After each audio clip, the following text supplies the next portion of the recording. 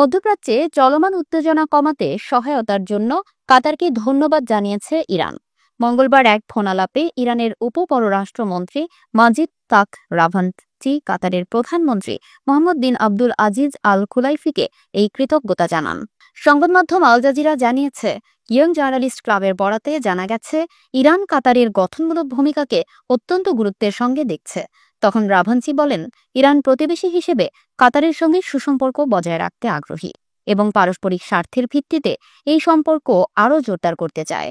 তিনি আরও জানান, তেহরান আঞ্চলিক স্থিতিশীলতা রক্ষায় সহযোগিতামূলক সম্পর্ককে অগ্রাধিকার দেয় এবং কাতারের মধ্যস্থতাকে সেই প্রচেষ্টার অংশ হিসেবে স্বাগত জানায়।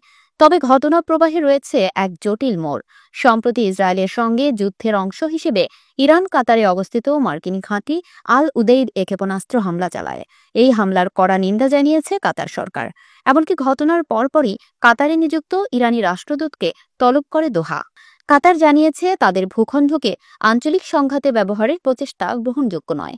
তারা এই হামলাকে তাদের সার্বভৌমত্ব ও নিরাপত্তার জন্য হুমকি হিসেবে বিবেচনা করছে। বিশ্লেষকরা বলছেন, কৌশলগতভাবে একদিকে কাতার মধ্যস্থতা করে শান্তির বার্তা দিচ্ছে, অন্যদিকে নিজ ভূখণ্ডে হামলার ঘটনায় তীব্র প্রতিক্রিয়াও জানাচ্ছে। এর মাধ্যমে মধ্যপ্রাচ্যের ভঙ্গুর কূটনৈতিক বাস্তবতা আবারও স্পষ্ট হল, যেখানে একই সঙ্গে শান্তি ও নিরাপত্তাহীনতা পাশাপাশি চলতে থাকে। তবে ইরানের পক্ষ থেকে কাতারকে প্রকাশ্য কৃতজ্ঞতা জানানোর অর্থ ভবিষ্যৎ আলোচনায় কাতারের মধ্যস্থতার ভূমিকা আরও বাড়তে পারে, এমন ইঙ্গিতও বহন করছে।